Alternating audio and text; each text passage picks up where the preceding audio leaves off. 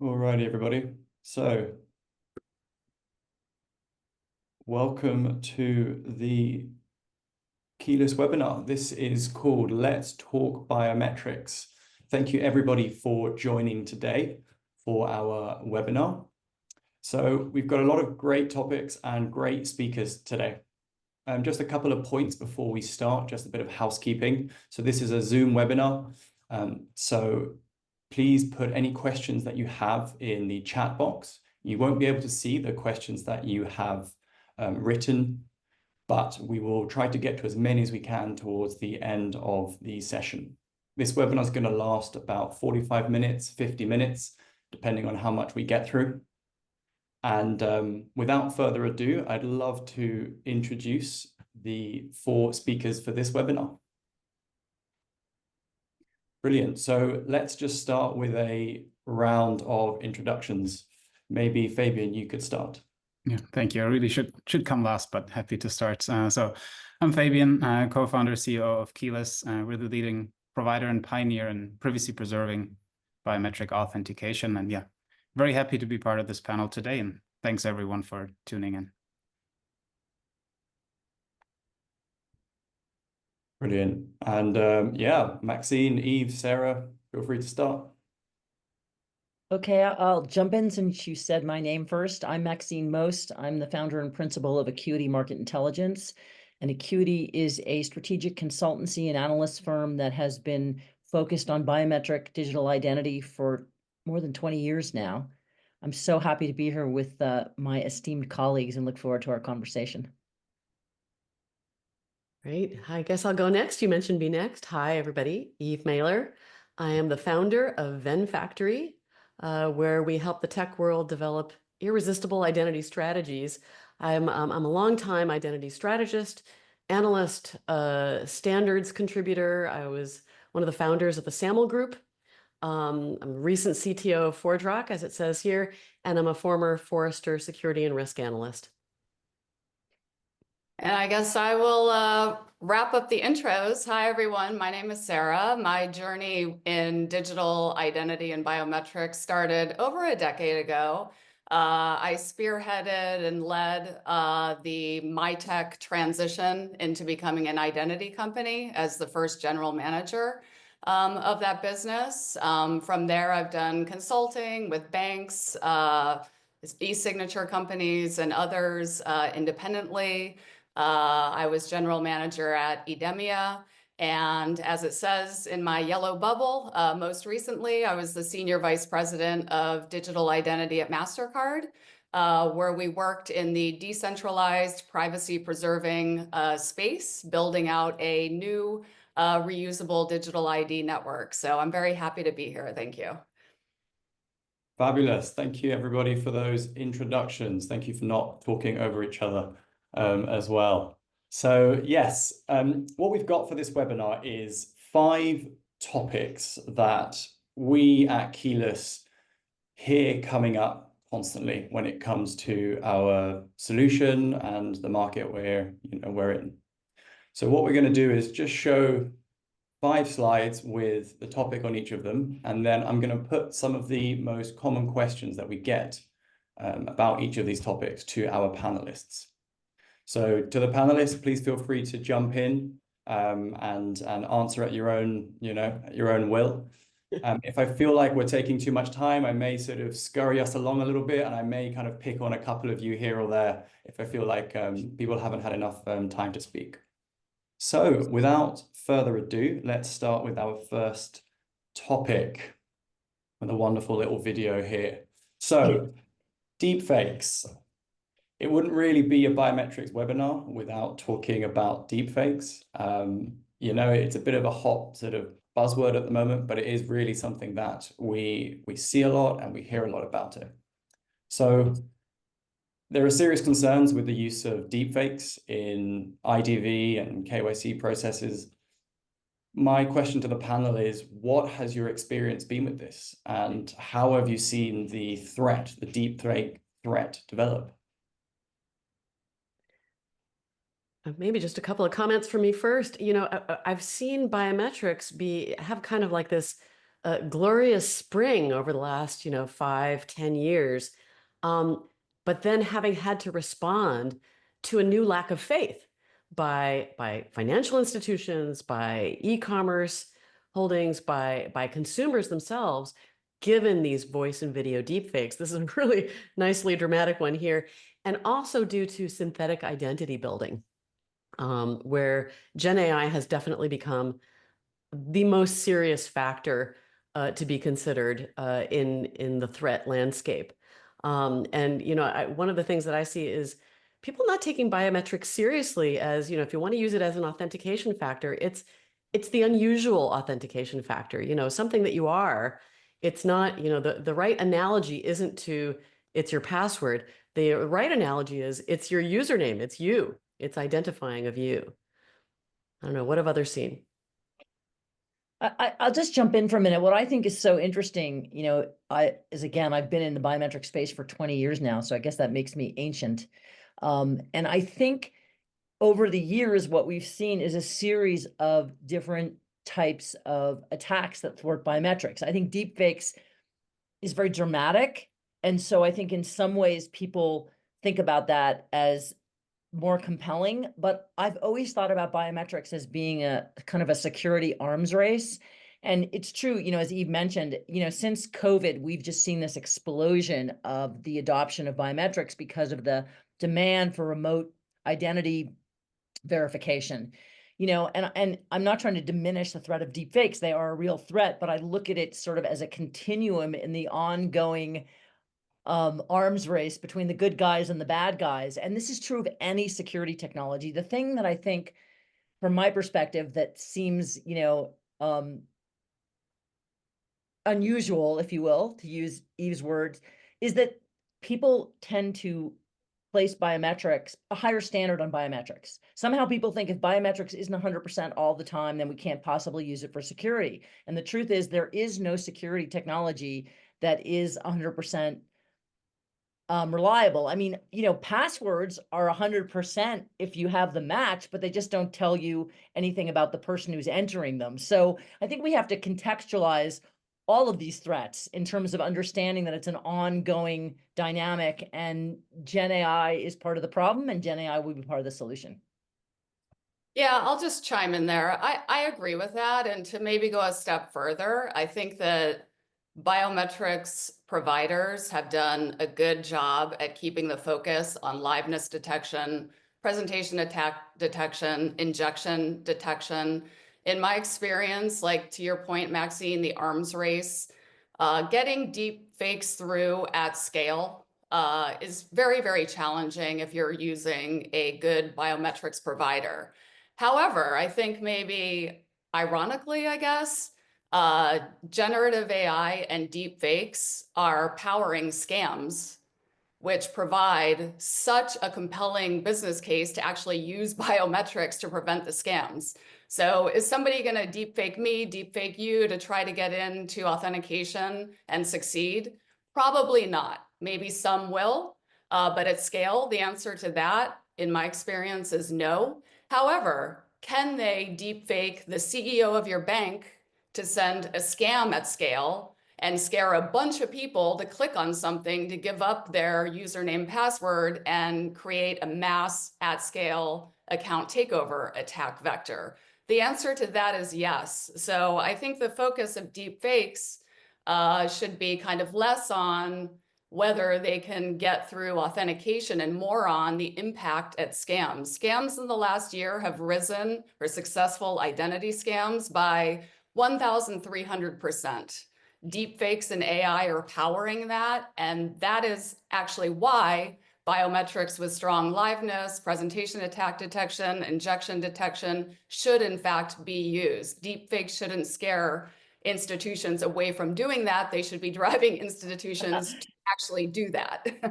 That's the wrong fear response. Yeah, but I agree with the point that Maxine said, that the threat has evolved from something static like credentials to something more dynamic. Obviously, the answer from the biometric space is, as Sarah mentioned, good liveness. It could be an active challenge response, which isn't really the the best stopgate for these threats, because it's now also easy to recreate face movements or blinking, smiling of a user to the passive, which is also more user-friendly approach. You could overlay this with additional signals, also motion signals from a behavioral perspective to make it more robust. What we do at Keyless is that we're also cryptographically verifying the device that is used as part of the authentication to make that, Sarah mentioned, attack at scale a lot more impractical. Obviously, every biometric has some level of false accepts or false rejects. At the same time, carrying out these deepfake attacks at scale isn't as easy as the media portrays it as such. But it's not only the deepfake from what everyone would thinking about or speaking about biometric authentication, like the face swap with some celebrity, be it Elon Musk or Tom Cruise, or whoever we see on the screen now. But it's also the scam issue around a lot higher, a more personalized phishing threat, where I think I read today about some large signature provider that has issues with their links being sent around in such a highly personalized and real attempt that you just click on and you think it's that contract that you've been speaking about or reading about, because the context is everything is open out there in the internet and can be used. So I think to Sarah's points, we certainly see biometric authentication as a great means to stopping these threats, especially when the risk level is elevated and you want to assure that it is truly the account holder performing that action and not someone else. But yeah, it remains a dynamic environment where these solutions will evolve going forward. Yeah, I mean, there's so many facets to deepfakes. You know, I think the question about, you know, do deepfakes make us question biometrics as the ideal solution is incredibly interesting. Whether it's used for scams, the way to stop deepfakes, not only using different types of liveness, but also making it hard to actually do deepfakes at scale through other technologies that we build in. I think there's so many different, I mean, it's evolving and there are so many different ways to tackle it and so many different sort of questions that are going to arise as a point of it. I'm, in a strange way, quite sort of interested or excited to kind of see what happens in the future towards it. So let's move on to our next point, unless anybody had anything else they wanted to add on about deepfakes before we move on from Tom Cruise. You know, I did just want to mention what Fabian talked about regarding the cryptographic verifying of the device. You know, it's a great example of the famous, or maybe infamous, NIST Special Publication 800-63, which gives some really specific advice about kind of how to respect the complexity of biometrics. So tying it to that form of an authenticator is really important. And I also just loved Sarah's point about, ironically, it's driving more quality and attention towards biometrics for good. So awesome. Brilliant. Let's move on to the next question. So this is one that we get a lot. This is a point that always comes up, the cost of second factor. So cost, OTPs, call centers, and biometrics. So, I mean, Fabian, you can sort of speak for me on this one, but you know, cost is such a significant factor in purchasing decisions for the prospects, the customers we talk to. Especially in authentication, of course, where, you know, call centers, OTPs, these are really, really big money drainers. So I think my point to you is, do you share this perspective? Have you, you know, Sarah, in your position working at MasterCard, or sort of Eve and Maxine in sort of your advisory roles, is cost something that is brought up? Are you seeing it as much as we are seeing it as a vendor? Yeah, I mean, in my experience, absolutely. The cost of handling calls related to passwords, being locked out of accounts, etc.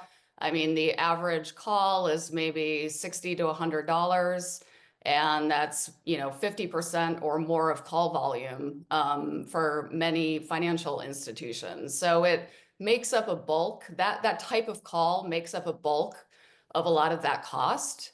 But more the point that I want to make on this is there is a huge cost of lost growth due to not offering a great customer experience. You know, within the market as a whole, We're seeing biometrics be adopted, better solutions be adopted, and customer expectations. It's like the Uber effect, I think is what we all called it a couple of years ago, where you should just be able to click something and a car shows up.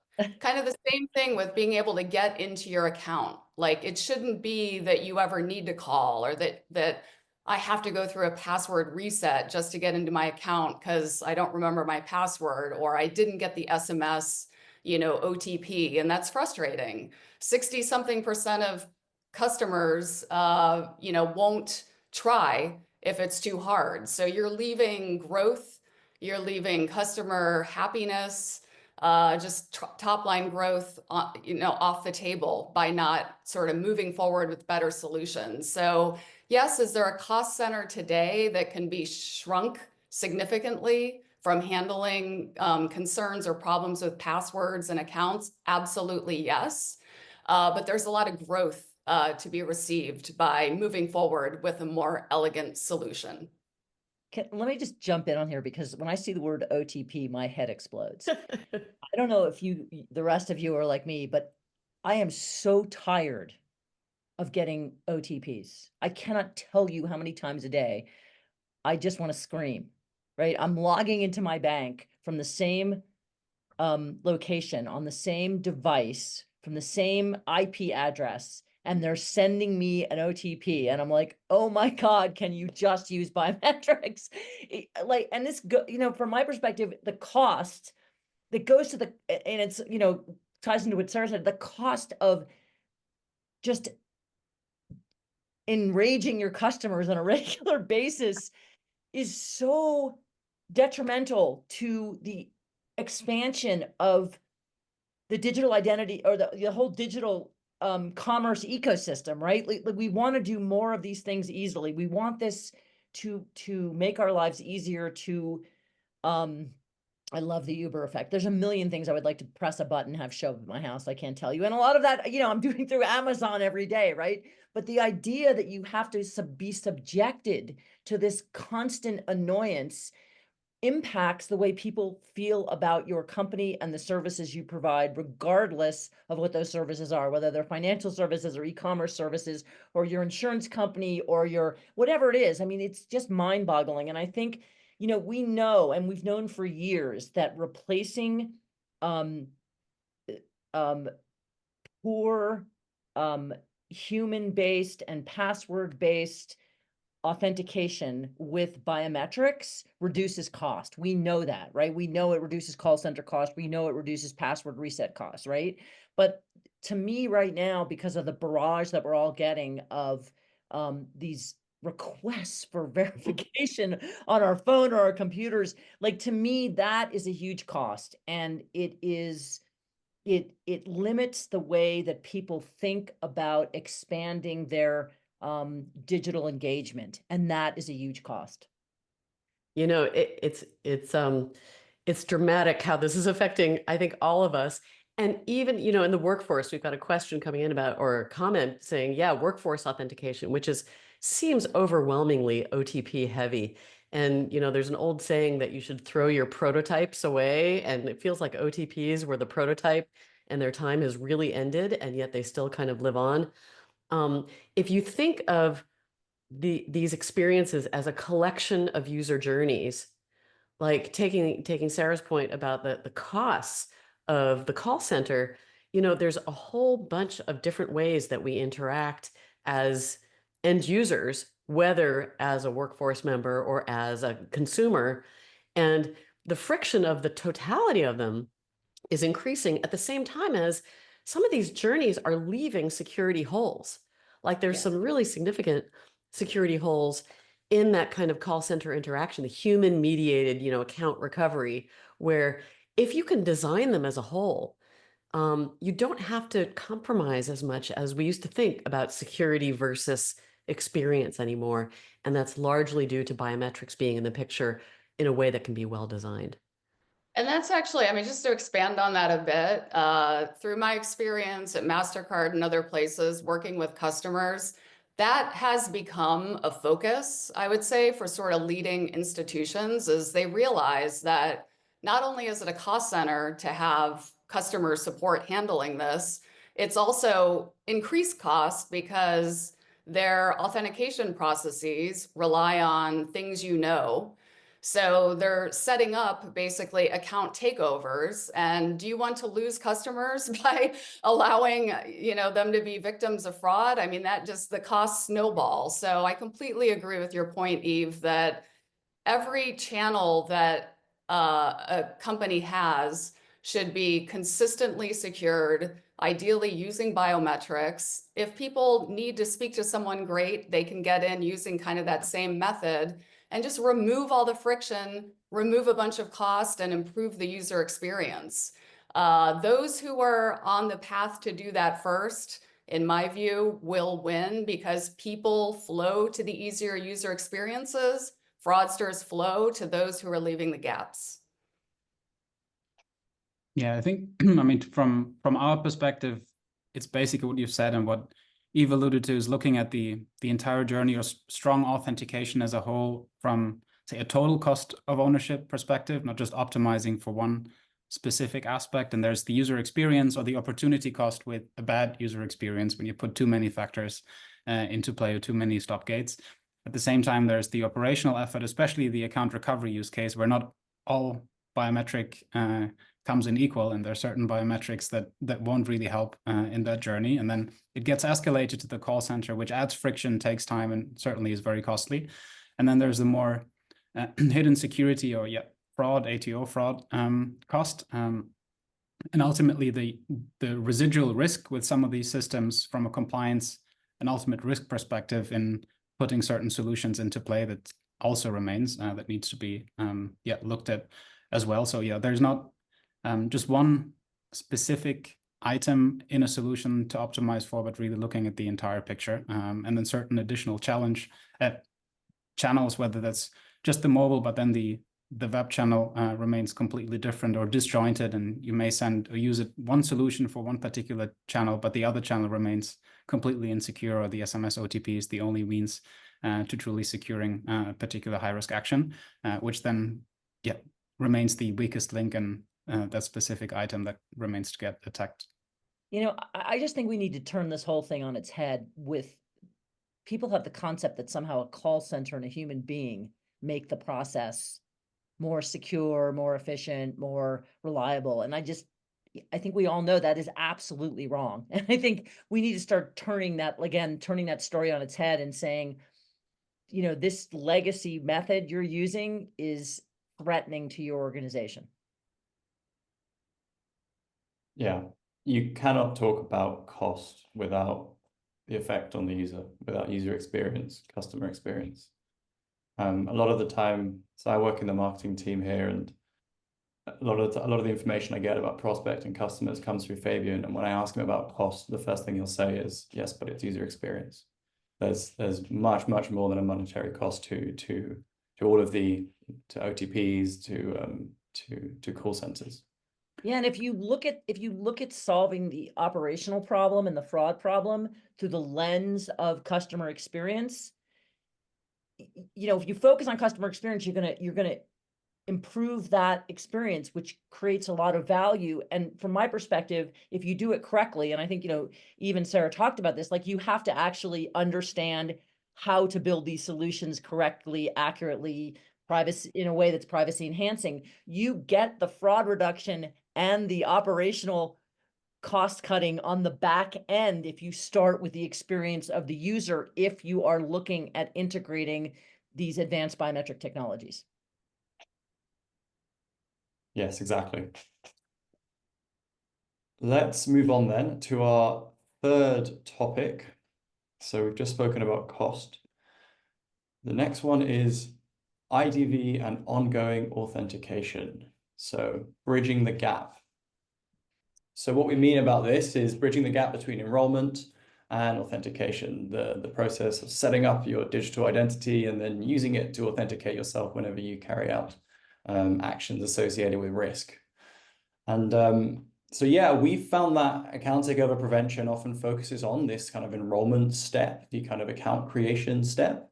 But what we found is that there isn't as much focus on ensuring that a fraudster doesn't cause havoc once inside. So what we've seen is that organizations will use an SSO provider with lots of complicated IDV checks and are then using a credential set to sign in. So how can we ensure sort of what we would call continuous identity proofing throughout the user lifecycle and not just at the enrollment step? I mean, so yeah, this is a big one for me and something that I've personally been advocating for and talking about for years. I mean, number one is these shouldn't be separate, handled separately. Let's say you're a financial institution. Sign up and sign in, onboarding, authentication, whatever the terminology you use, they are one problem set. It's all about who is interacting with our business. When they're signing up, you don't know them yet. When they're authenticating, you do, but it's still one problem set. So thinking of it as such, I think, is just really important. And this is the gulf that fraudsters use to perpetrate account takeover attacks. And there's a variety of ways they do that, mule accounts, et cetera. All of this is growing. So if you're looking at, how you're doing IDV and say you're using document authentication, or even if you're not, even if you're using something that looks at, the device hasn't been SIM swapped and it is definitely in the hand of the person. If you capture their selfie biometric as a part of your strong IDV process, no matter what it is, and then you use that ongoing for authentication, that is a fairly straightforward solution that solves so many problems that we see in the market with account takeover and other fraud vectors. So this is something that I've actively worked on with customers for years. I think too few people in the market have really solved this problem. And given scams, given mule accounts, it's really something, it's just a vulnerability that absolutely needs to be addressed. This is an area where biometrics have really probably had the most impact in recent time, with the notion of connecting the selfie biometric and being able to smooth those two processes. Previous best practice was that you'd front load all of the verification, and then you had to sort of secure the fact that you did it, but it would age, and nobody was really taking account of the fact that your verification had aged out, and bearing that credential to just do an authentication act might not be meaningful anymore. So, and of course, as soon as you wrap around to needing account recovery, now, unless you're completely re-verifying to the same strength you had originally, there's this humongous hole. And so now we have this opportunity to have kind of continuous action of checking, and the whole thing is kind of more cohesive and high assurance. And we're seeing the best practices evolve pretty much in real time. I mentioned NIST 800-63. They've actually sort of come along with these opportunities and are reflecting the fact that you should have this ability not to just front load it and then, say you checked it a long time ago. That's no longer good enough.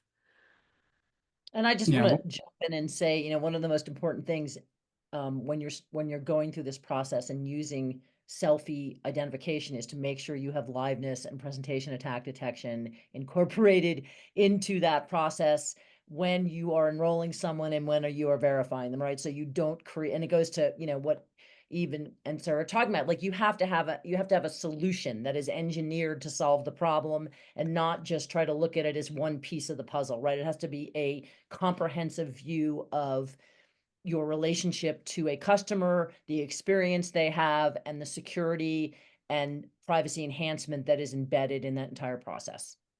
Yeah, I think Eve sort of mentioned this term. I really like the term continuous authentication. And when somebody's new to your business, you're at point zero. When they're a more established customer, they're not. And having, a layered approach, I know we've all been talking about that for years, but different risk signals mean that different things might be required in this journey of continuous authentication. But the word continuous is really important. the process needs to be contiguous for that, to even make sense.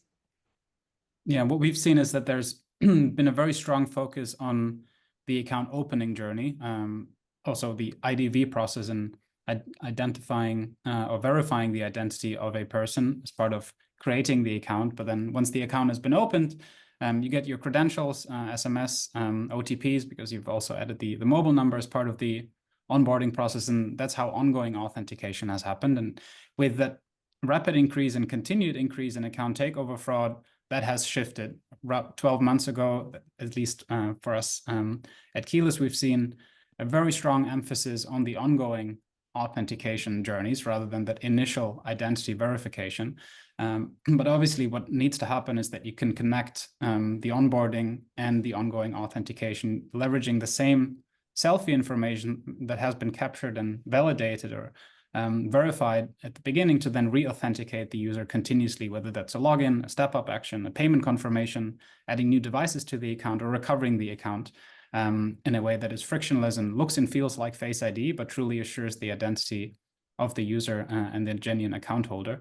The issue there is that the IDV market is extremely fragmented, given local jurisdictional requirements, data residency requirements. For us, having started in Europe, there's a plethora of vendors just across Europe alone. And you go to Asia and the US, and it's completely different solutions in play. There's certainly bigger vendors that operate across jurisdictions. But what you want as the buyer is choice, or at least no vendor lock-in. And what we've built with Keyless is a capability, we call it the IDV bridge, to bridge identity verification and ongoing authentication, whereby we're able to orchestrate various inputs, meaning existing selfies that a company has on file or the IDV partner of ours would have on file, to then transform that existing selfie image into our privacy preserving, what we call zero knowledge biometric template, to then continuously assure that identity of the user through a facial recognition against that initially verified selfie. So for the user, it continues to be a seamless experience that looks and feels like Face ID, but it always validates that initially verified selfie image used as part of the IDV process. So we're able to continuously verify or prove the identity of the user in the ongoing authentication context, which we see as a really attractive and elegant means to bridging that gap without having to be an IDV or KYC vendor ourselves. Yes, and it's something we're seeing people interested in more and more. Just as a quick aside, I'm having some issues with the internet. So if I suddenly disappear, we do have a backup plan, and we will have somebody else that's moving, but just FYI. Okay, brilliant. So yeah, I mean, enrollment authentication should be seen as one thing. I think that's something that we're hearing a lot of, and something that we're really keen to kind of talk to as many people as possible about. So it's fantastic to see that there's so much sort of support here from the panel on that.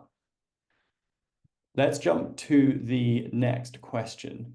So we've got two more questions. These are slightly more focused on biometrics, specifically the types of biometrics. So what we've got here is Face ID, passkeys. So these are hot topics, especially passkeys. Now we have a particular stance on passkeys because they are a certain form. They use a certain form of biometrics called local biometrics. So ultimately, what this topic is the form of biometrics that passkeys use, local biometrics. What are the benefits of it when compared to a cloud-based form of biometrics, which is one that Keyless is adjacent to? And I wanted to just grab your thoughts on this. Is the cloud-based approach the kind of way forward? What are the pros and cons of a sort of local versus a centralized system? Maybe I'll start here with just a brief explainer of basically what the question that we often get is why not use Face ID, or how is any server-side biometric or biometric different to what we all use on a daily basis, or probably in the last 5 minutes once we checked something on the phone during the webinar. And the answer is, so a passkey isn't equal to Face ID. It's not the same, though they're closely related to a local biometric, whether we're basically slotting the PIN code or the password in the back, or we are unlocking the cryptographic key pair on the device.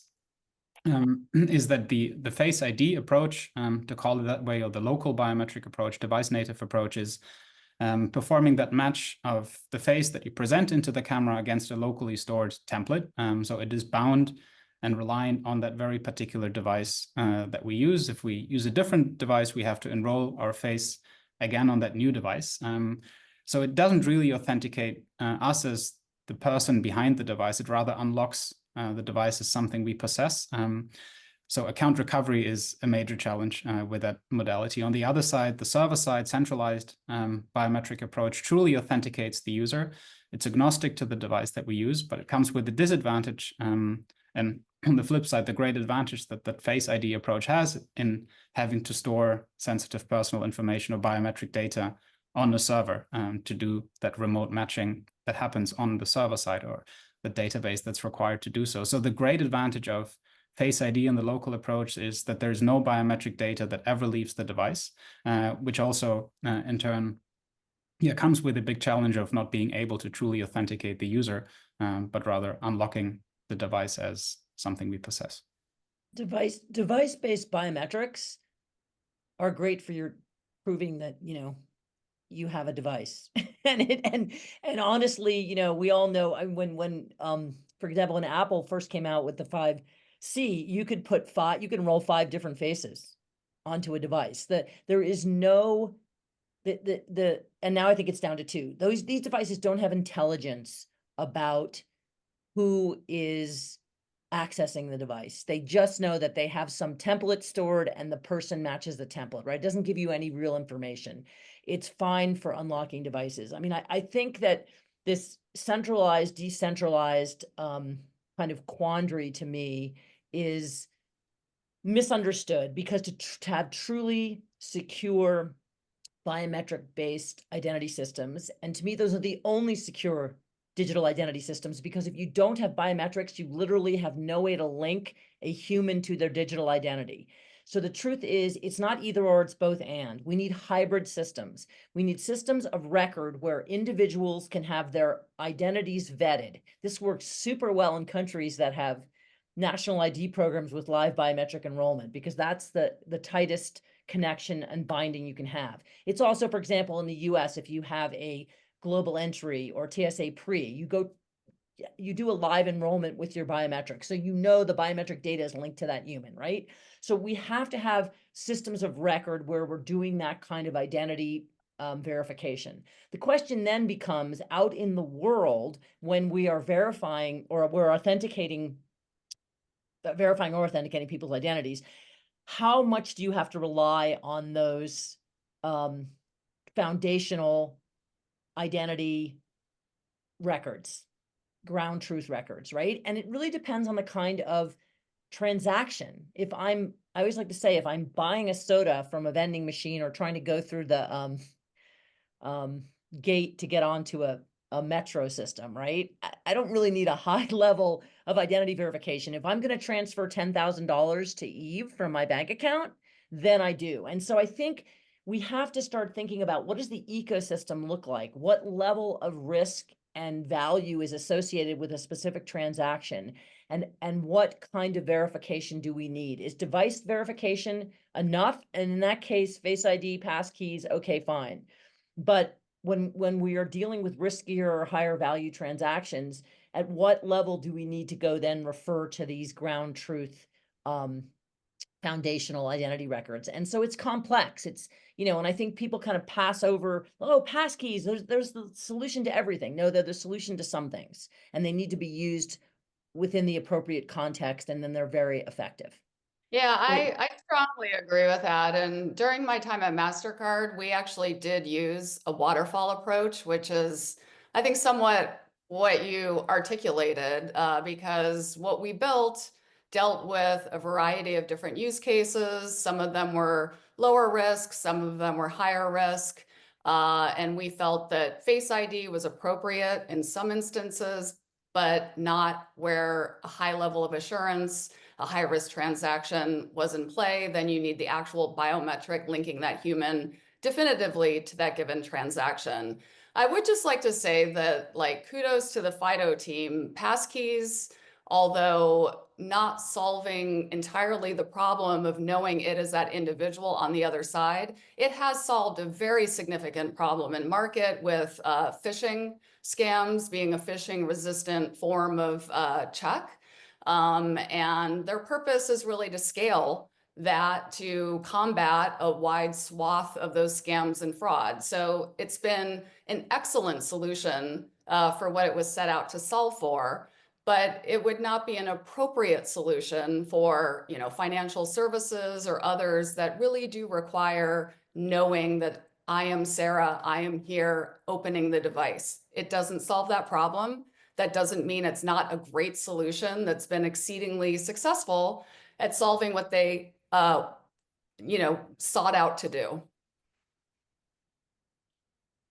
Yeah, absolutely. Right biometrics, right time, I think is probably the way to sum that up. So unless there's any other urgent points about this, I'm going to move over to our last topic, and then we can quickly take a few of the questions that have come in. So this is on the same vein as the previous topic. It's about storing biometric data, the centralized versus decentralized approach. So ultimately, we've established local and centralized biometrics as sort of separate ways of storing it, but within the centralized or the cloud-based approach, there's two ways of doing it. So Fabian, if you could maybe provide just a very quick explanation of what we mean when we say storing biometric data centralized versus a decentralized approach. And maybe Maxine, you can come in afterwards, as I know you've had some, you know, fantastic piece of content come out about this. Yeah, so thank you. The centralized approach, a server-side biometric approach, as the name alludes to, is performing that matching server-side, so we can remotely assure the identity of the user and truly authenticate the person that's behind the device, which comes with the risk or the disadvantage in having to store all that data in a central place. We have that honeypot of sensitive PII. On the other side, there's a new approach or niche that found a name around decentralized biometric authentication, which we would define as an approach where no single party has full control over the biometric information. The user should be in control of their identity, but it isn't the server that has access to the biometric data and control over the biometric information. And there's several approaches, typically involving privacy-enhancing technologies or cryptographic techniques to perform that biometric matching in a decentralized way.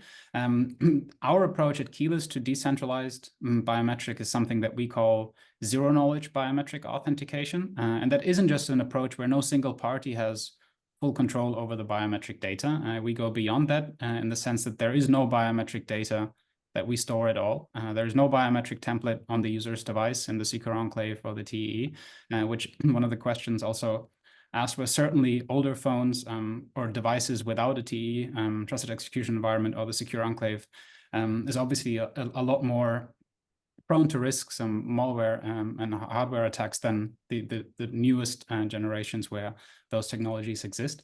But yeah, our approach essentially doesn't store biometric data on the user's device, but equally important or more important, no sensitive information, meaning no biometric template or signing key is stored on the server side either. But every time the user authenticates and presents the face in the camera, we essentially reconstruct a cryptographic key as a result of the authentication that's used once and after use disappears. But yeah, that is how we would define that approach. If I can summarize that, a privacy-preserving form of centralized biometrics.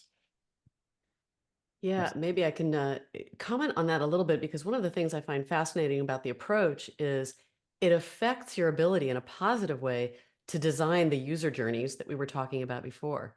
Because if you are server-side storing personal information, you now have to check with the user about that, and it impinges on their experience. And you have to store consents, you have to respect consents. It's a pretty big burden. I mean, it's an opportunity to demonstrate trustworthiness, but to demonstrate trustworthiness, it's better not to need it at all. So it can be a really powerful way to kind of boost removing friction, I think. And just to comment quickly too, I think this, you know, what Fabian is talking about really is this concept of kind of biometrics on demand. And so again, that's, to me, if you're out in the world and you're talking about the privacy enhancing side and the decentralized side, that's really the way to go. Again, at some point, if you're going to verify someone's identity, you have to verify it against some kind of record and some kind of record holder or issuer, whether it's, you know, whether it's the federal government issuing a national ID or a passport, or it's the local DMV issuing a driver's license, or the medical board issuing a license, right? Like, so it's this, we're going to live in this hybrid world, but out in the world, as we are using our biometrics on a daily basis, this concept of on-demand biometrics, and there's a number of different ways this is happening, is really, to me, the future of where this is going to minimize the risk, enhance privacy, retain anonymity, all those good things that we want in our identity, digital identity systems. Yeah, brilliant. And I think what we'll do is there's a couple of questions that have come through. So which actually one of them sort of relates in adjacently to some of the question about privacy preserving technologies. Thank you everybody for staying on the call. It's so great to see everybody still here, even though we're running a tiny bit late. So we'll just quickly run through a couple of final questions before we end the session. So the first question that we got was about deepfake detection. But I think it's actually really prescient what we've been talking about, the decentralized approach in terms of answering it. So deepfake detection companies, I'm reading from my phone here, often rely on analyzing biometric data like facial expressions, voice patterns, etc. How does this intersect with data protection laws like GDPR, and what are the potential concerns or challenges regarding privacy and consent?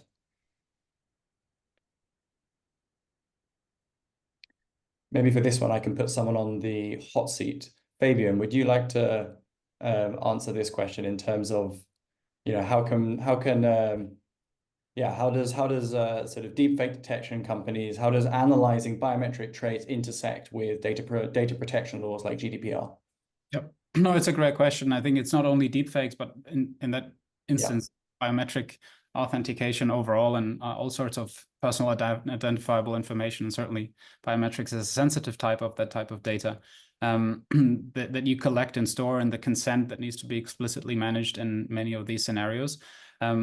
That is a great question, and one of the main or the main differentiator for Keyless, or the focus area of ours, that we're performing all this in a completely privacy preserving aspect, where it's not just that information stored in a sharded or split up manner, not just a hashed or encrypted manner, but in a way that it's truly privacy preserving, that it cannot be reconstructed and that cannot be linked to an individual.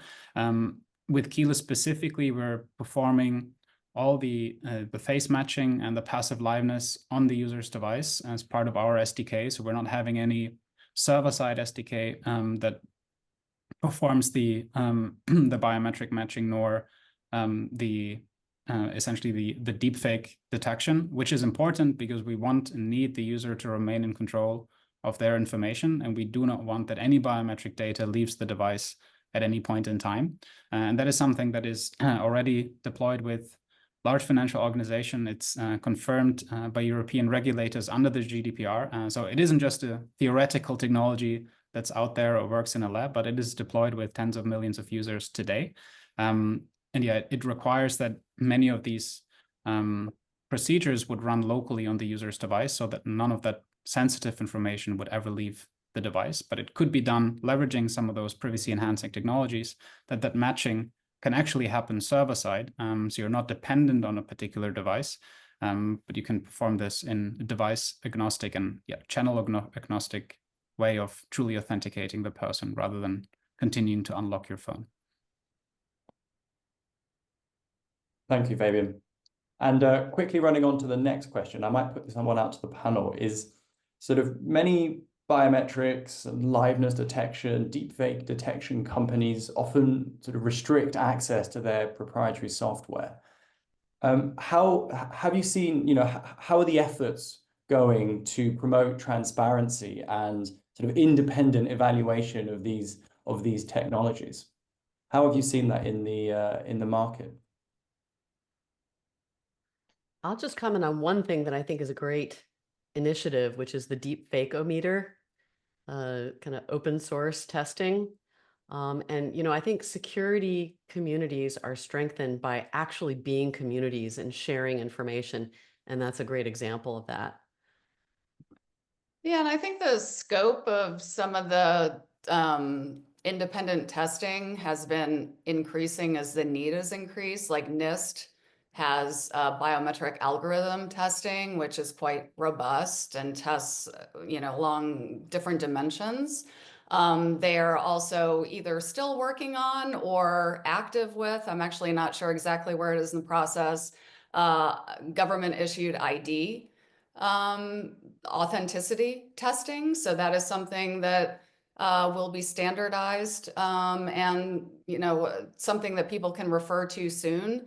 I would imagine deepfakes are going to travel the same journey. So I'm not aware of a standardized test yet for deepfakes. Maybe somebody else is, but given the evolution of some of these testing procedures, I think it needs to come.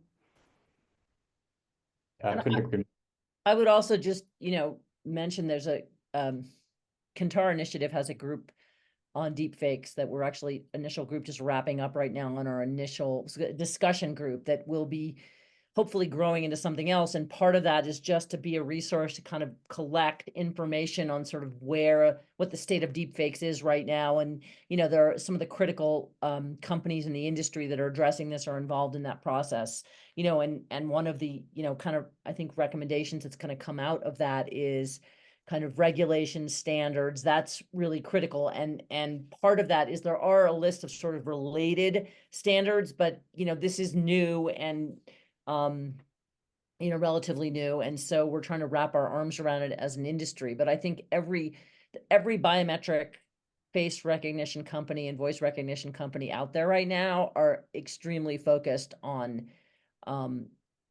detecting, preventing and developing countermeasures for deepfake technology. It's a great call out. The deepfake group at Kantar is one that I'm really looking forward to the outputs from. And maybe just to mention, FIDO has a biometric component certification. Since biometrics depend on, it's kind of a complex chain of sensors and processors, and that's kind of what makes it even more sort of heuristic in its nature. I think that that's a good program to help us have assurance in those processors and devices that are being used. And the other standard would be ISO 30107 for liveness, or the equivalent IBETA level 1 and 2, in addition to the FIDO biometric, which involves testing under that ISO standard. Yeah, and there's NIST, I believe there are NIST standards on presentation attack detection as well. So and again, we're actually finalizing this output from the deepfakes group. I'm responsible for corralling it. I was just prior to this webinar, I was on a meeting doing just that. So that's going to come out very soon, and there'll be literally a list of all the related standards that are relevant. So I think that'll be a helpful document. Cool. Great. And I think most of the questions have been answered. I know there are a couple of unanswered ones, but what we're going to do is we're going to be sending over a recap of this webinar. And what we're going to have is we're going to write down some of the answers to some of the questions that weren't answered so that people can receive it afterwards.